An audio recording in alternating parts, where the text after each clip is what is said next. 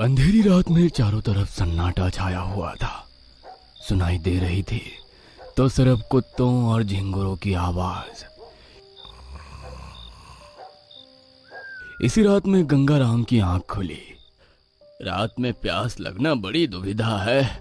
अब इंसान अपना गरम बिस्तर छोड़कर उठे और गंगाराम अभी अपनी बात पूरी भी नहीं कर पाया था कि उसने देखा कि सामने उसका बेटा खड़ा हुआ है। अरे मोहन, तू इतनी रात में मेरे कमरे में क्यों खड़ा है? आपको आखिरी बार पानी पिलाने आया हूँ। आखिरी बार? तू पागल हो गया है? लेकिन अब मोहन कुछ नहीं बोला। उसने सीधा एक डंडे से गंगाराम के सिर पर वार कर दिया। गंगाराम चिल्लाकर बाहर की तरफ भागा। बचाओ बचाओ, मेरा बेटा मुझे मार डालेगा। गंगाराम अपने घर से बाहर आ चुका था। उसके चिल्लाने से कुछ लोग उठ गए थे, लेकिन तभी पीछे से मोहन भी आ गया और उसने डंडे के लगातार वार से गंगाराम को मार डाला और वापस घर में भाग गया। हे भगवान, मोहन ने अपने पिता को मार डाला। भीड़ लग गई। मोहन फिर से बाहर आया, लेकिन अब उसके हाव भाव बदले हुए थे। भीड़ ने उसे पकड़ लिया और फौरन पुलिस को बुलाया। मैंने अपने पिता को नहीं मारा, वो कोई और था, वो कोई और था। मैंने अपनी आंखों से देखा है तुम्हें अपने बाप का कत्ल करते हुए।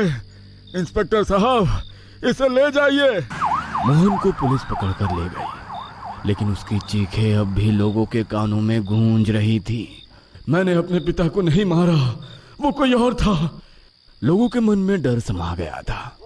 ये कैसा समय आ गया था जब बेटा बाप का गला काट रहा था और फिर कह रहा था कि उसने कुछ किया ही नहीं। इसी बीच गांव में एक नया लड़का आया, राजीव। वो अपने पुश्तैनी घर और जमीन के सिलसिले में गांव लौटा था। ये गांव तो मेरी बचपन की यादों से बिल्कुल अलग हो गया है। इतनी अजीब बेचैनी क्यों है यहाँ? अरे राजीव, तू यहाँ कैसे? पंकज, अरे गांव में क्या कर रहा है भाई? आते ही देखा कि पुलिस मोहन को पकड़ कर ले जा रही थी। अजीब बात है भाई, मोहन ने अपने बाप को मार डाला और कह रहा है कि वो निर्दोष है। ये क्या कह रहा है तू? ये कोई साधारण हत्या नहीं है राजीव, कुछ अजीब हो रहा है इस गांव में, कुछ बहुत भयानक। फिलहाल मैं अपने घर जा रहा हूँ, कल मिलते हैं। राजीव के मन में घबराहट थी, लेकिन वो अभी सबको महज सहयोग समझ रहा था। अगली रात आई। लोग मोहन की करतूत से डरे हुए थे और जल्दी जल्दी अपने घरों में चले गए थे। लेकिन राम प्रसाद के घर में कुछ अजीब चल रहा था। इतनी रात हो गई लीलावती, अब सो जा लीलावती। हाँ, अब सोने का ही समय आ गया है हमेशा के लिए। राम प्रसाद को लगा कि उसकी पत्नी नींद में बड़बड़ा रही है। उसने कुछ कहने के लिए मुंह खोला ही था कि लीलावती अचानक उठकर बैठ गई। उसकी आंखें काली हो चुकी थी और चेहरा अजीब लग रहा था। लीलावती, ये क्या हो रहा है तुम्हें? तुझे सोने की जल्दी है ना, तो ले, हमेशा के लिए सो जा। ये कहते ही उसने पास रखा तकिया का कवर निकाला और बिजली की तेजी से उसे राम प्रसाद के गले में डाल दिया। राम प्रसाद चीखना चाहता। पति की पकड़ इतनी मजबूत थी कि आवाज नहीं निकल पाई। कुछ ही सेकंड्स में राम प्रसाद की आंखें फटी रह गई, शरीर निठाल हो गया और वो हमेशा के लिए शांत हो गया। लीलावती की हंसी पूरे घर में गूंज उठी। ये कौन हंस रहा है? बाहर जाकर देखना पड़ेगा। राजीव बाहर आया तो राम प्रसाद के घर के बाहर पहले से ही भीड़ लगी हुई थी।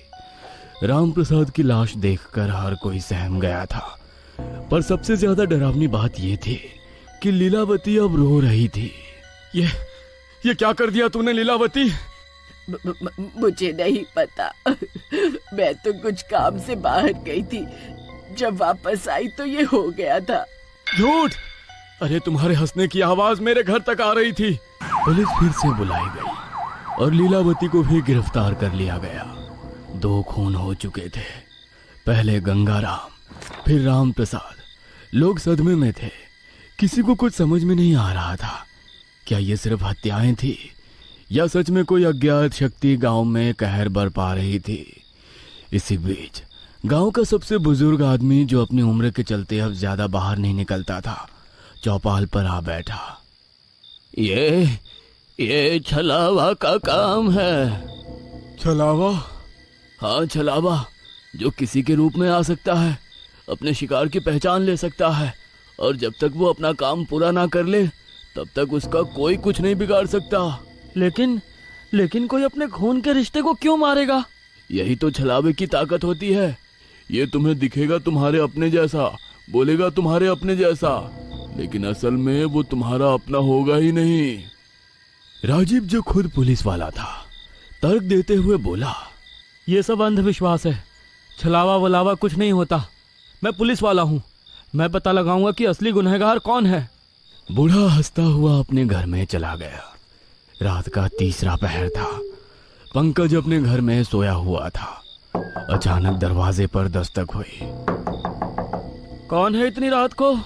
कोई जवाब नहीं आया, लेकिन दस्तक जारी रही। पंकज उठकर दरवाजे की तरफ बढ़ा, और जैसे ही उसने दरवाजा खोला, उसके सामने श्यामलाल खड़ा था, लेकिन उसकी आंखें असामान्य रूप से लाल थीं। श्यामलाल, इतनी रात को यहाँ? पंकज, तेरा वक्त पूरा हो गया। ये कहते ही उसने पास रखा लोहे का सरिया उठाया और झटके से पंकज के सिर पे दे मारा।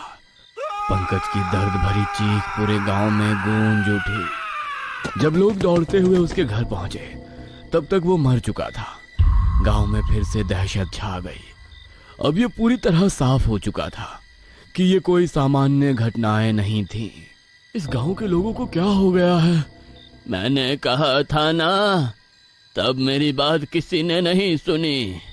पंकज की मौत के बाद गांव में कोई भी बाहर निकलने की हिम्मत नहीं कर रहा था, लेकिन इस डर के बावजूद अगले ही रात एक और हत्या हो गई।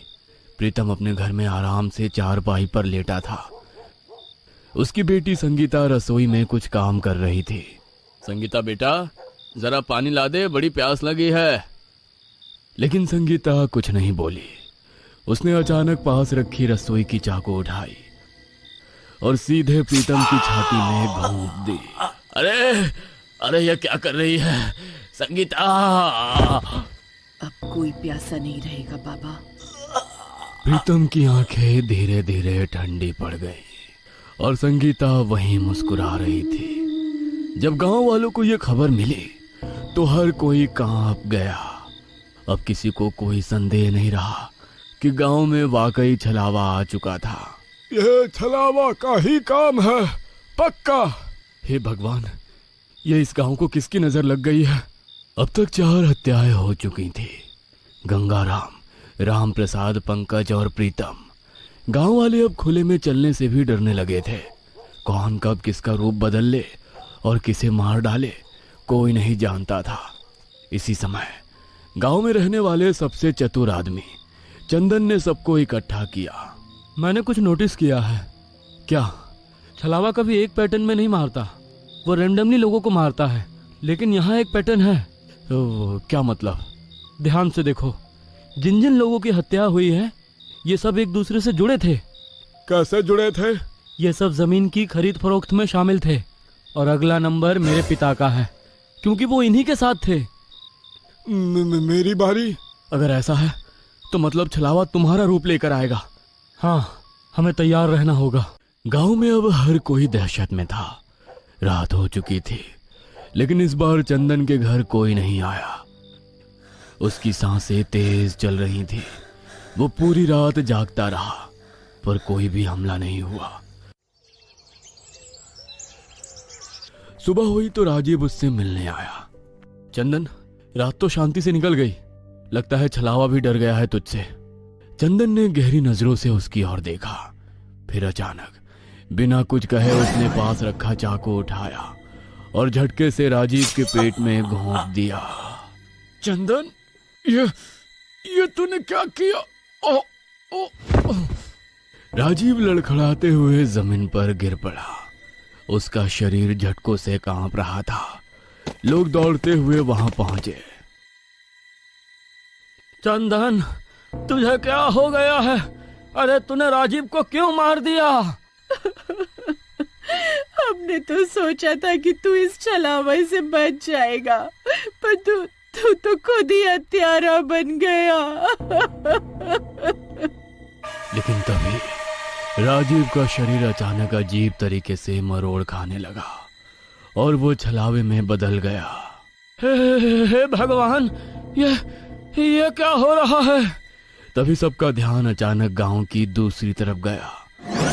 वहां असल राजीव खड़ा था। उसका चेहरा सफेद पड़ चुका था।